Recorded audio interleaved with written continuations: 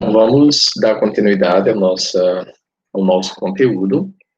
Vamos entrar agora numa parte gramatical, mas tudo que estamos tentando desenvolver na disciplina é para que mais na frente a gente consiga, de fato, aplicar, né, esses conteúdos na comunicação textual, seja textual escrito, né, ou seja textual visual, ou verbal ou não verbal. De qualquer forma, é um processo de construção que vai terminar lá no texto, tá?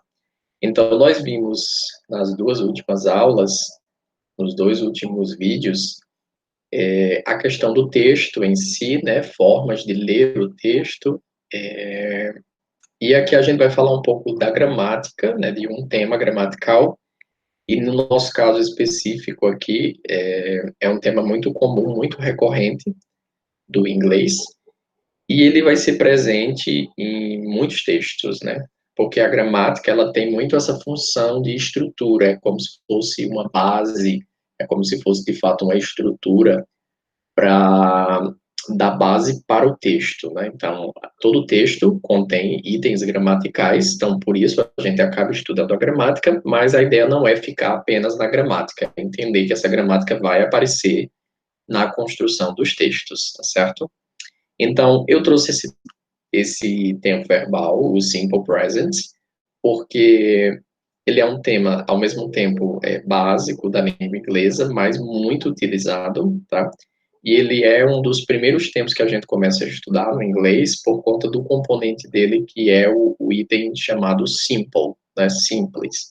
Então, os tempos verbais, eles têm esses aspectos, né? Temos o aspecto simples, o aspecto progressivo, o aspecto perfeito, né? Então, isso a gente vai estudando ao longo da disciplina.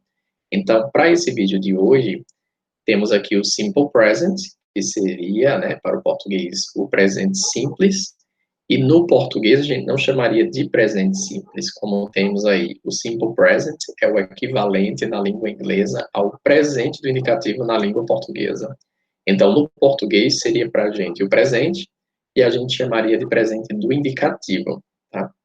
No inglês, ele tem quatro usos, que são bem comuns, né, também são bem básicos, que está aqui do lado esquerdo, né, que são esses 4 pontinhos, tá? Primeiro, para fatos e situações atuais, como a gente está falando do presente, né, do simple present, então estamos falando de fatos e situações atuais, né, que acontecem na atualidade. O segundo pontinho, nós utilizamos o simple present para hábitos, coisas que fazemos rotineiramente na nossa rotina, que temos costume de fazer, ou que as outras pessoas têm costume de fazer. Terceiro pontinho são as verdades universais. Geralmente são fatos científicos que a gente expressa através do simple present, do presente simples.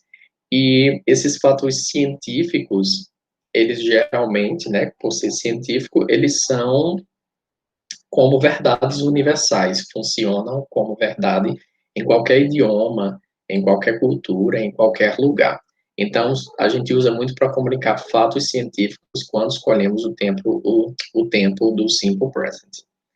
E o último caso, que é um caso mais, digamos, raro, não aparece tanto, mas é muito comum, são as ações futuras. E aqui é interessante porque, muito embora tenha o nome futuro, né, ações futuras, a gente escreve a sentença no presente, tá? A gente vai vendo alguns exemplos e vamos analisando. Então, aqui do lado, eu trouxe para vocês um exemplo bem simples. Eu escolhi o verbo work, que é o verbo trabalhar, e conjuguei esse verbo no presente, tá certo? Então, se a gente vê aqui esse verbo no presente, né, você vai ver que ele é bem fácil, bem simples de completar, né? Ele está conjugado no simple present e ele não demonstra muita dificuldade. Quando eu conjugo esse verbo, né, da primeira até a última pessoa, eu só tenho uma única diferença, que é um sufixo, que é adicionado no verbo work, né, que se transforma em words, e isso vai acontecer na terceira pessoa do singular. Então, a gente vai lembrar. A primeira pessoa do singular é o pronome I, segunda pessoa do singular é o pronome you, a terceira pessoa nós temos he, she, it, tá? São essas três aí, tá? Esses três pronomes correspondem à terceira pessoa do singular, he, she, it, e vamos para o plural, we, que é a primeira pessoa do plural, you, que é a segunda pessoa do plural, e they, que é a terceira pessoa do plural. Então, são os pronomes pessoais, né? São pronomes que se referem a pessoas, e temos que fazer um pequeno comparativo aqui com o português para não ter muitos problemas. Então, o primeiro pronome I corresponde ao eu, né, do português. O pronome you corresponde ao tu, ou então ao você, né? Depende da região do Brasil que a gente está. Às vezes a gente usa tu, às vezes usamos você, depende do falante, né, do português. Esse he, she e it, nós vamos traduzir como o he, ele, she, ela, e o it, tanto pode ser ele quanto pode ser ela. E, em alguns casos, é um pronome neutro, tá? Ele não vai ter nenhuma tradução para o português. Então, he, masculino, né? Ele, she, feminino, ela, e o it vai ser ele ou ela, desde que a gente se refira a qualquer coisa que não seja humano, ou seja, objetos, animais, ideias, sentimentos, né? Tudo que não for humano, eu posso me referir com it, tá certo? Então, por exemplo, eu quero dizer que ele está doente. Se for um homem, então vai ser he. He is sick. Agora, se for um animal, né? Ele está doente, um animal, então vai ser it. It is sick. Ele está doente, nesse caso seria um animal, tá?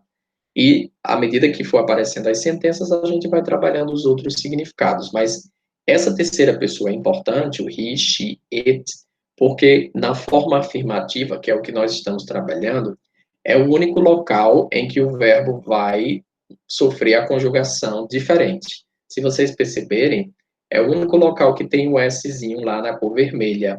Isso vai acontecer sempre que estiver no simple present, na terceira pessoa, quando o sujeito for a terceira pessoa. Então, quando eu digo I work, eu trabalho. You work, você trabalha. Ou então, tu, né? Tu trabalhas. He, she, it works, tem um S, né? Works. Nesse caso, vai ser ele ou ela trabalha, tá? Então, no inglês é a única conjugação que tem. É work e works, ok? Essa é uma regra geral. Serve para a maioria dos verbos. Então, aí é o verbo work. Se fosse outro verbo, né? Se fosse o verbo help, que é o verbo ajudar, né? I help, you help, he helps, she helps. Ou seja, entraria o S aí também, tá certo? Isso no singular, tá ok? Lembre que esse Szinho só vai para a terceira pessoa e nenhuma outra mais. Então, só vai para he, she, it, nenhuma outra mais tem. Depois vamos para o plural e o verbo volta a ficar normal, continua sendo work. Então, we work, nós trabalhamos, you work, né, você trabalha, no caso é no plural, perdão, vocês, né, vocês trabalham, ou então vós, né, mas esse vós não é mais tão usado no Brasil, né, praticamente não se usa mais. E esse último they, né, que é eles ou elas, trabalham. Então, no inglês, comparado ao português, é bem mais fácil, porque você só tem duas conjugações para os verbos que estejam no presente na terceira pessoa, né? Você só tem work e works.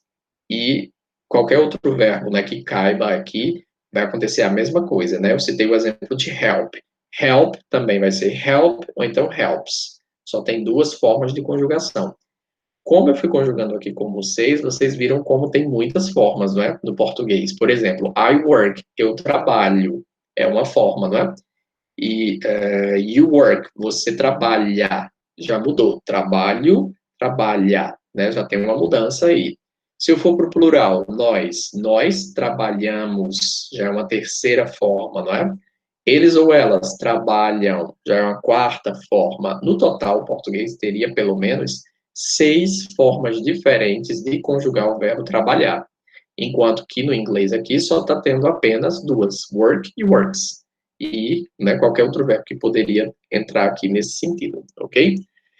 Então, né, esse seria um ponto de facilidade para a gente, no sentido de que nós temos menos conjugações para aprender no inglês, né? E o detalhe que a conjugação é só uma desinência, né? Que é a letra S. É só uma letrinha, um sufixo, né? Um morfema que vai entrar ali na parte de conjugação. E esse morfema só entra com he, she, it, apenas, tá ok? Então, essa é a forma afirmativa e essa é a regra geral, tá ok? Que serve para a maioria dos verbos. Não vai servir para todos os verbos, nós vamos trabalhar mais verbos diferentes, mas essa regra serve para a maioria deles, o que vai também tornar mais fácil. Eu trouxe aqui alguns exemplos, tá? Mostrando aqui para vocês quando é que o verbo tem o S, quando é que ele não tem o S, e cada situação que ele apresenta. Então, nós temos aqui o simple present, né, que é o presente perfeito, e temos 4 sentenças naquelas 4 características. Por exemplo, fatos e situações atuais. Nós temos Anthony lives in New York, ou seja, Anthony vive em Nova York, ou então mora em Nova York, tá? Isso nada mais é do que um fato e uma situação atual. Então, quando você lê essa sentença, ou você escreve a sentença, ou você escuta alguém dizer essa sentença, você vai entender que é um fato, né, e é uma situação atual, né, no momento. De fato, o Anthony, ele vive em Nova York, ele mora em Nova York, tá? E aí pode ser qualquer outro exemplo, tá, gente? É só de fato, um exemplo, né? Poderia ser qualquer outra questão, desde que fosse um fato ou uma situação atual. Veja que o verbo na primeira sentença é o verbo live, que é o verbo viver ou o verbo morar. Ele tem a letrinha S, lives, porque o sujeito é Anthony. O sujeito é a terceira pessoa do singular, né? Ou seja, se eu voltasse aqui, Anthony seria o pronome he, né? Porque é ele, é um nome masculino. Então aqui, Anthony, he lives, né? Ele vive ou ele mora em Nova York, tá? Então, por conta de ser terceira pessoa, o verbo live tem que ter um Szinho. Vai se transformar em lives, lives, tá? Esse foi o primeiro exemplo. Segundo exemplo, hábitos. I go to the gym every day. I go to the gym every day. Eu vou para a academia todo dia. Então, é um hábito. É uma coisa repetida, né? É algo repetível, né? I go to the gym every day. Eu vou para a academia todos os dias. Então, isso é algo que é feito repetidamente, é um hábito. Veja que agora o sujeito é I.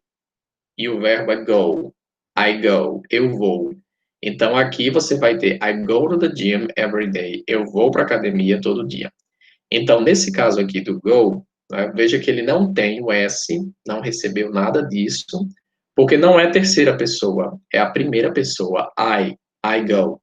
Então, nesse caso, não tem essa regrinha da letra S, né? A letra S só vai para os verbos quando a gente tiver a terceira pessoa. E o pronome I não é terceira pessoa, é primeira pessoa, né? I go, eu vou, tá? Isso é um hábito. Terceiro pontinho, verdades universais.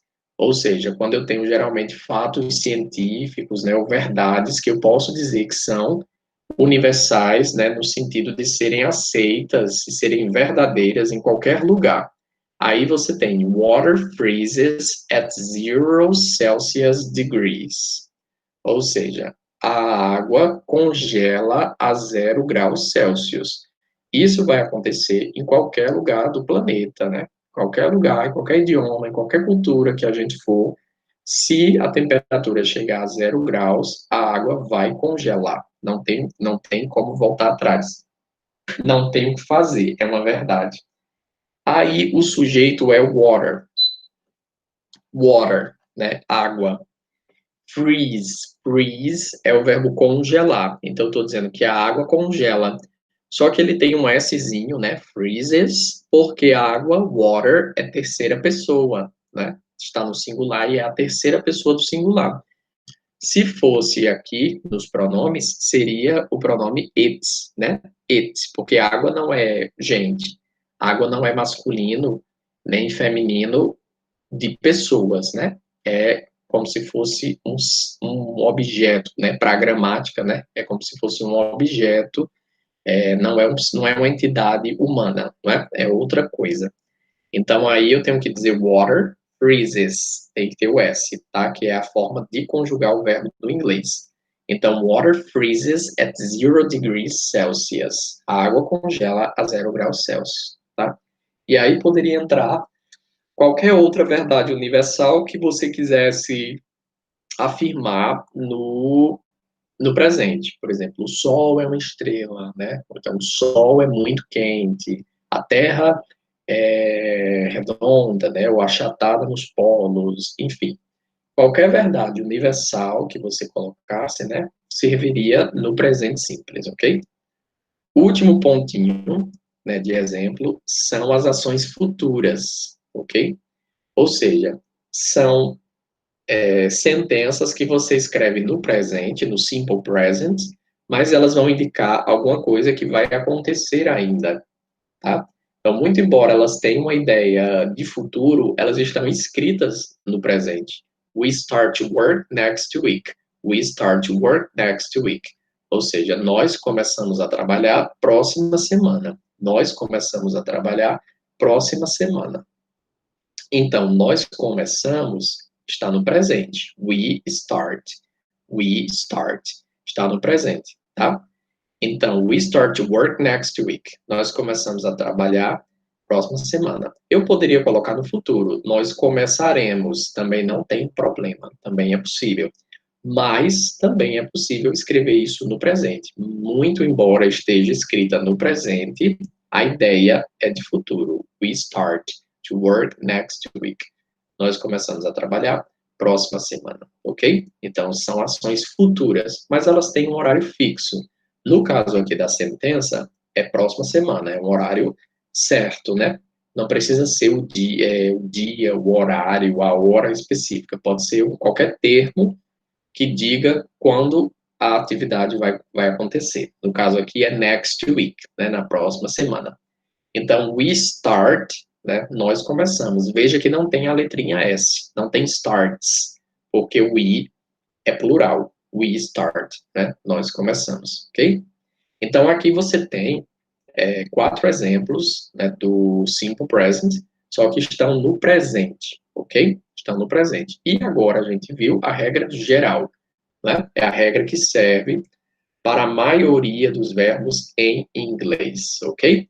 Só que aí, né, serve para a maioria, mas não serve para todos. Lembrando que nós estamos falando apenas da forma afirmativa.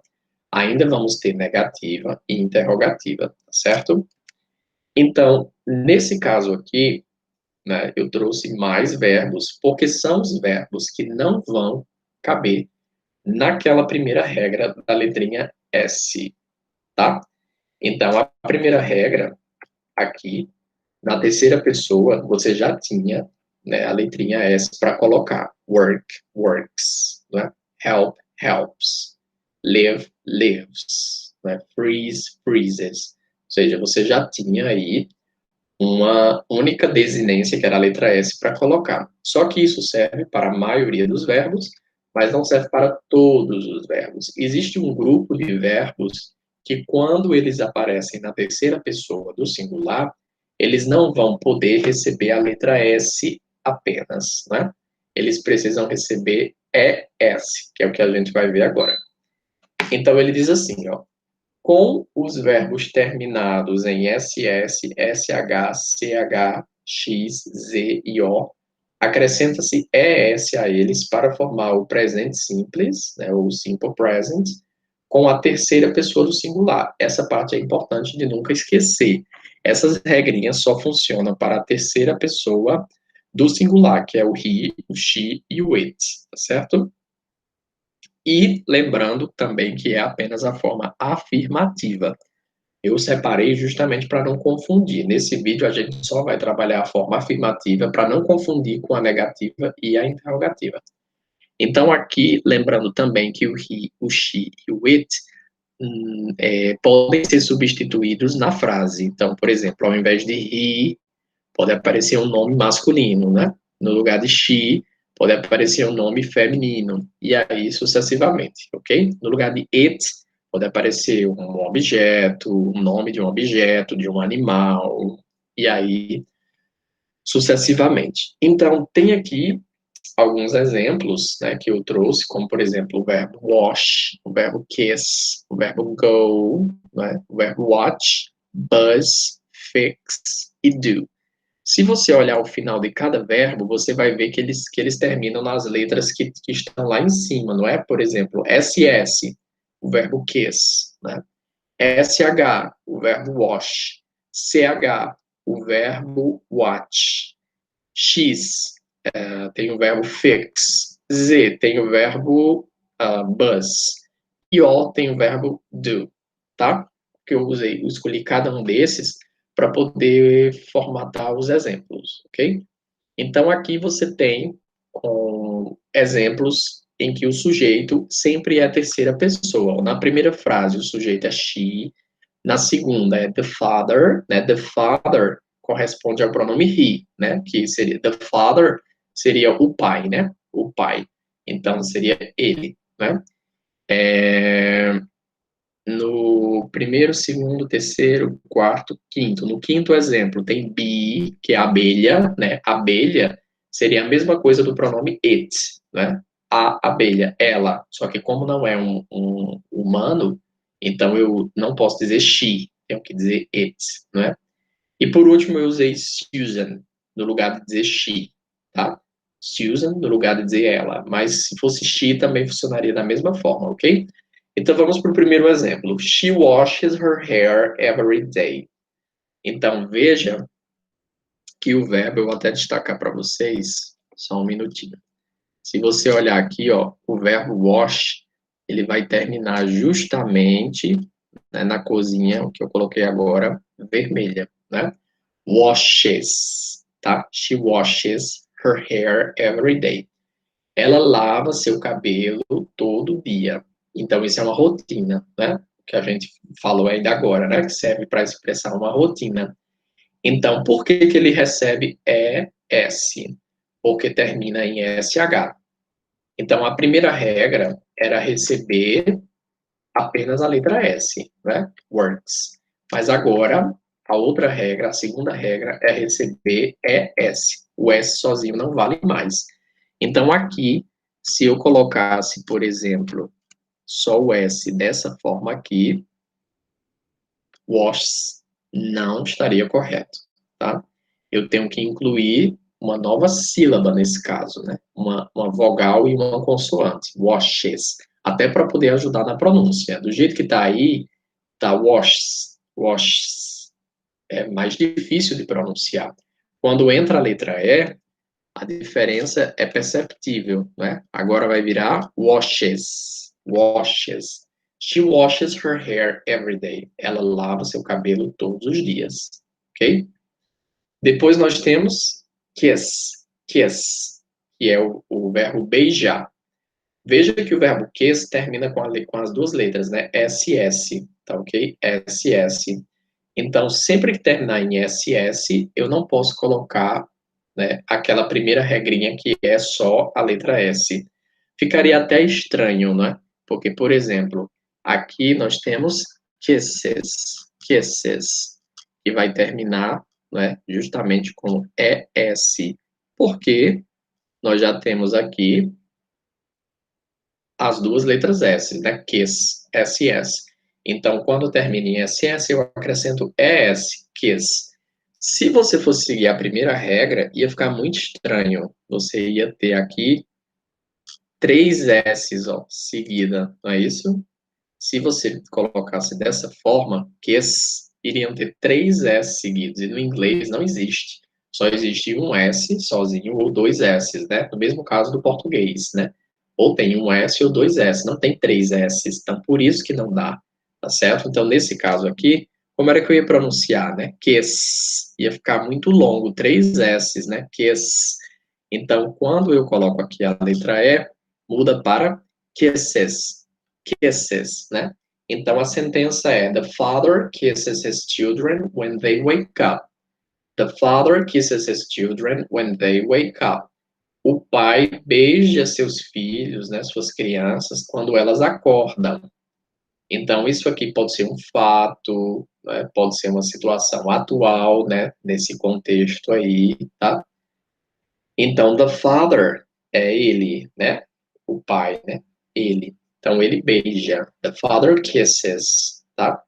E aí tem que ter esse es porque está no presente, na terceira pessoa do singular, no caso, the father, ok? Terceiro exemplo, com o verbo go. Com o verbo go, acontece a mesma coisa. Por quê? Porque ele termina na letra O. Como ele termina na letra O, você vai ter, então, que acrescentar ES. Então, o verbo go vai se transformar em goes. Vou até destacar aqui. Então, você vai ter agora goes. Por quê? Porque termina na letra O. O verbo go termina na letra O. E aí eu vou, pela regra, né, da ortografia do inglês, eu vou ter que colocar ES, goes, tá?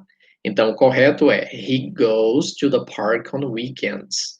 Ele vai para o parque, né, ou ele vai ao parque nos fins de semana, aos fins de semana. Então, pode ser um hábito, né, pode ser uma rotina, né, dessa pessoa. No caso, é ele, né, he goes. Então, nesse caso, é terceira pessoa do singular masculino. Ele vai. Tem que ter ES, tá? Se ficasse assim, apenas o S, seria goes, goes. Em inglês não existe essa palavra, goes, tá?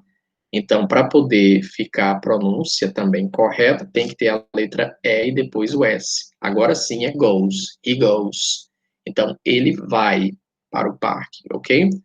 Lembrando que isso aqui, gente, é da terceira pessoa. Ó, se aqui fosse I, se aqui fosse a primeira pessoa, não tem esse S, nem tem ES, não tem nenhuma mudança. Seria I go to the park.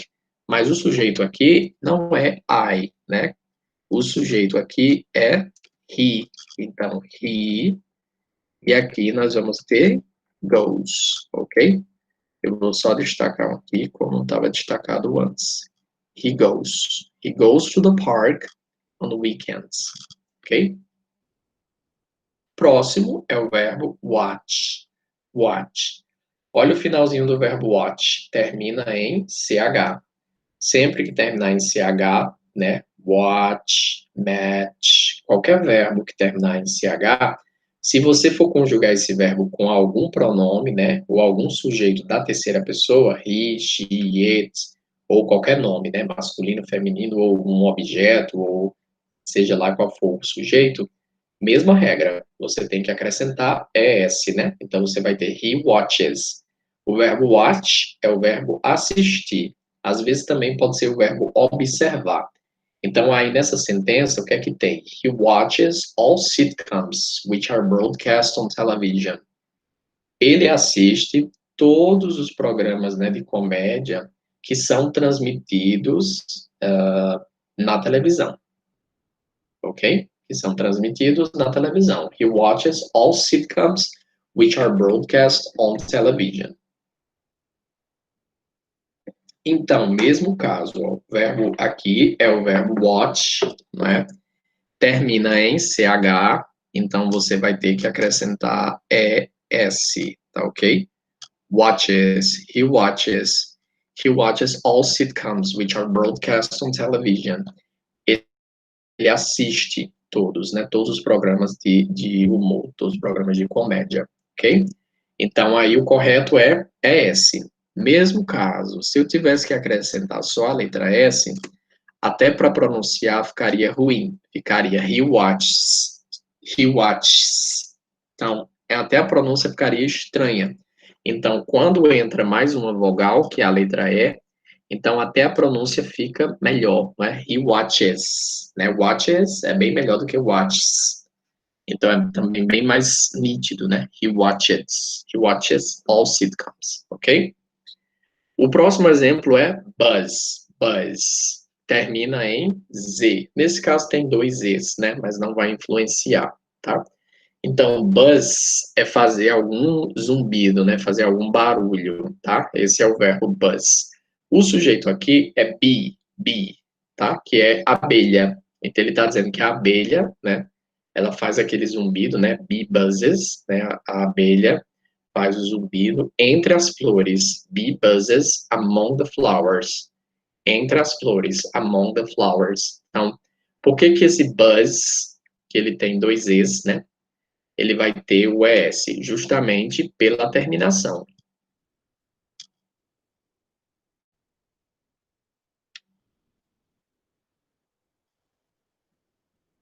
Então, veja só, buzz, como ele termina em Z, na letra Z, então você vai ter que acrescentar ES.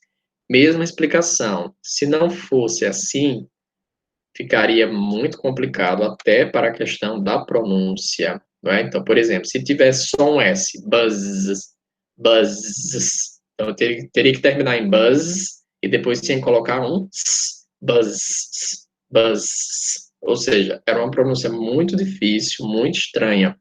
Então, quando eu coloco uma vogal, no caso aqui, né, um fonema vocálico, eu até melhoro a pronúncia, né? Vai para buzzes, buzzes. Então, bee buzzes among the flowers.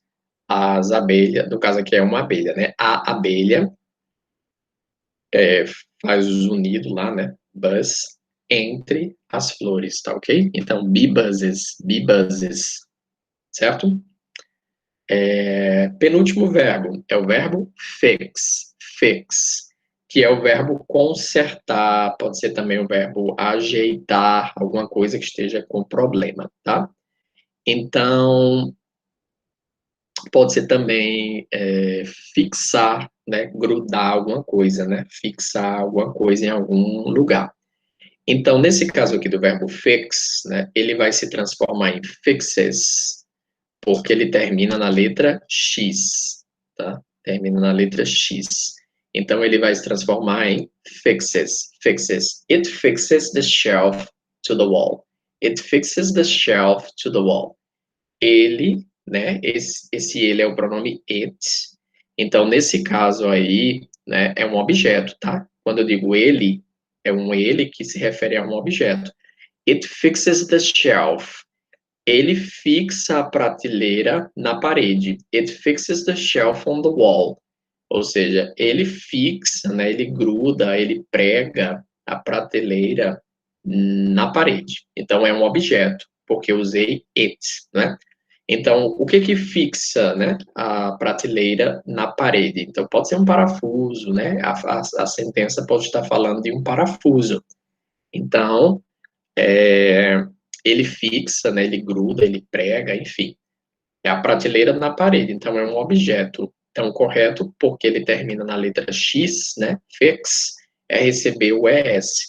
Se ele tivesse só a letra S, como eu já mostrei várias vezes, né, fica até difícil de pronunciar. It fixes. Até difícil de pronunciar. Então, quando você põe um S, um ES, aí de fato até a pronúncia melhora. It fixes the shelf to the wall. It fixes the shelf to the wall. Ou seja, ele fixa a prateleira na parede, ok? Então, você pode usar também com pessoas, tá? Que não teria problema. Aqui poderia ser he. He fixes, tá? Ou seja, ele fixa a prateleira. Nesse caso aqui é uma pessoa, é um homem, né? Um menino, né? Sexo masculino, o gênero é masculino. Então aqui poderia ser também, não teria problema, tá? Mas eu vou deixar do jeito que estava para poder variar os pronomes. No caso aqui, temos o último verbo, que é o verbo do, que é o mesmo caso, gente, do verbo go. Lá em cima, tá vendo? O terceiro verbo, né? Go. Ele recebeu ES, né? porque termina na letra O. Então, aqui também, o verbo do termina na letra O. Então, eu vou ter que acrescentar ES. Então, isso aqui vai virar das. Preste atenção na mudança que dá na pronúncia, viu? Por exemplo, o verbo é do, mas quando ele vai para a terceira pessoa é das. Do e das. Então, quando eu digo Susan does her homework regularly, Susan does her homework regularly. Susan faz o seu trabalho de casa, a sua atividade de casa regularmente. Então, é um hábito dela, provavelmente, né? Então, Susan é terceira pessoa, né? Corresponde ao pronome she, né? Ela. E o verbo é do. Só que porque está na terceira pessoa e está no presente, tem que receber o es, né? Vai se transformar em das. Mesmo caso, né? Aqui não pode ficar apenas a letra S desse jeito, tá? Se ficar desse jeito aqui, não existe em inglês essa palavra. Era o mesmo caso do go, né? Se ficasse go só com a letra S, ficaria goes. E aqui do, né, provavelmente ficaria dos, mas não é dos. O correto é das, ok? Lembrem bem desse do e das, porque no próximo vídeo nós vamos trabalhar com eles dois, tá? O do e o das, que é a forma, nas formas afirmativas, perdão, negativas e interrogativas. Então, quando eu digo Susan does, então Susan faz, aqui é o verbo fazer. Susan faz sua atividade de casa, o seu trabalho de casa, regularmente, ok? Então, essa daqui foi a nossa segunda regra, tá ok? E vamos para a nossa terceira e última regra. Veja como vai aumentando, ó. Aqui nós vimos primeiro só a letra S na terceira pessoa. Agora nós vimos ES na terceira pessoa. E agora a gente vai ver IES, ok? Mas esse caso também é bem específico. Olha o que ele diz aí em cima. Se os verbos terminarem em Y, precedido de consoante, troca-se o Y por I e acrescenta-se ES a eles para formar o presente simples com a terceira pessoa do singular, he, she, it. Lembre disso, que essas três regrinhas, S, ES e essa nova aqui, IES, só vai funcionar na forma afirmativa e só nas três pessoas do singular, que é a terceira pessoa, he, she, it, tá? Para outro sujeito não funciona, essa regra não funciona, ok? Então, o primeiro verbo aqui de exemplo é o verbo try, try. Então, o verbo try é o verbo tentar, tá certo? Vamos seguir a regra. Ó, o verbo tentar termina na letra Y. Antes da letra Y tem uma consoante, que é a letra R. Então, por conta disso, pela ortografia da língua inglesa, nós vamos ter que tirar esse Y e colocar IES. She tries. She tries to do a good work as a vet. Ela tenta fazer um bom trabalho como veterinária. Então, a profissão dela é veterinária e ela tenta fazer um bom trabalho, né? She tries to do a good work as a vet. Ela tenta fazer um bom trabalho como veterinária. Então, nesse caso aqui, ó, o verbo try, né, termina em Y, precedido de consoante. Então, eu tiro o Y, ó, coloco a letra I, depois o E e depois o S. Então, isso aqui vai fazer parte agora do verbo conjugado. Veja como ele ficou. Agora é tries, ok? Então, lembre, tira o Y, no lugar do Y, põe a letra I. E depois você põe ES, ok? Então, aqui você vai ter she tries. O verbo é try, mas quando está conjugado, she tries. She tries to do a good work as a vet, ok? Depois você tem fly, o outro exemplo, né? É a mesma regra, tá? Fly, que é o verbo voar. Então, the little bird flies so high. Ou seja, o passarinho voa muito alto, ou então tão alto, né? O passarinho voa tão alto. Ou seja, o passarinho é terceira pessoa. É a mesma coisa do pronome it. É o mesmo caso do pronome it. The little bird flies so high. Ou seja, o passarinho, né, voa muito alto, tão alto, ok? Então, nesse caso aqui, o que é que você fez? Você tirou o Y, que é o do verbo fly, colocou o I, e depois você colocou ES. E aí se transformou em flies, ok? Se transformou em flies. Então, the little bird flies, ou seja, o pequeno pássaro voa muito alto ou tão alto, ok?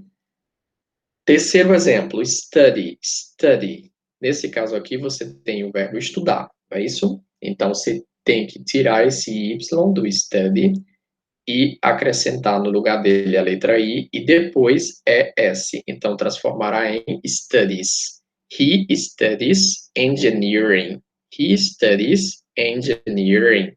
Então, você tira aqui, ó, IES e ele se transforma em, você tira o Y, coloca IES e aí sim você está conjugando o verbo na terceira pessoa do singular. He studies engineering. Ele estuda engenharia. He studies engineering, certo? Então, isso aí pode ser um fato, não é? Ou uma situação atual, não é? No momento, essa pessoa estuda, ele estuda engenharia, certo? Próximo, que é o último exemplo, cry, que é o verbo chorar, né? Cry é o verbo chorar. E a sentença é: She cries when she sees poor child in the streets. Esse exemplo é bom porque ele tem dois verbos que estão seguindo a mesma regra, quase, né? Cry termina em Y, então tira o Y e acrescenta IES. Lembrando que, para isso acontecer, antes do Y, tem que ter uma consoante. No caso aqui, a letra R, né? Quando era o verbo study, era a letra D. Quando era o verbo fly, era a letra L. E aí sucessivamente. She cries when she sees. Olha aqui de novo, ó. Letra S. Nesse caso aqui, a letra S sozinha, porque o verbo é o verbo se, não termina em Y, né? E não termina em nenhuma dessas letras aqui, ó. SS, SH, CH, X, E, O. Então, ele só recebe o S sozinho, né? Sem problema nenhum. She sees. Então, she cries when she sees. Ela chora quando ela vê. Tudo no presente. Ela chora, está no presente. Quando ela vê, também está no presente, né? Poor child in the streets. Então, ela chora quando ela vê crianças pobres, criança pobre na rua, nas ruas, ok? Então, eu vou só tirar esse aqui para ficar o foco no anterior, que é o que a gente está trabalhando. Agora não vai. Só um momento. Fazer assim. Pronto. E aí ficam os destaques, ok? Então, até aqui, nós temos a terceira pessoa apenas do presente, que é o que importa, porque é a única que vai sofrer mudança. E as regras são progressivas, tá ok? Começa com a letra S, depois aumenta ES, e depois aumenta IES, tá? Aí tem que lembrar, S, ou ES, ou IES é só na terceira pessoa, viu? É só he, she, it. E é na afirmativa. No próximo vídeo a gente vai ver que isso não funciona mais, né? Que vai vir a negativa e a interrogativa. Além disso, você tem que observar que quando for ES, tem que observar a terminação do verbo, tá? Porque se ele tiver essa terminação aqui, SS, SH, CH, X, EO, aí ele vai receber ES. Se ele não tiver essa terminação, volta para cá, para receber só a letra S, ok? E o último caso é se o verbo terminar na letra Y, mas antes do Y tem que ter uma consoante, que é o caso de try, fly, study, cry, tá? Lembrando também que aqui são apenas exemplos, você usa como modelo. Então, se tiver outro verbo que tenha a mesma estrutura, a regra vai valer para ele também, tá ok? Então, eu deixei exercício para vocês trabalharem, depois a gente vai ver os outros tipos, né, de negativo e interrogativo, tá? Então, por hoje é só.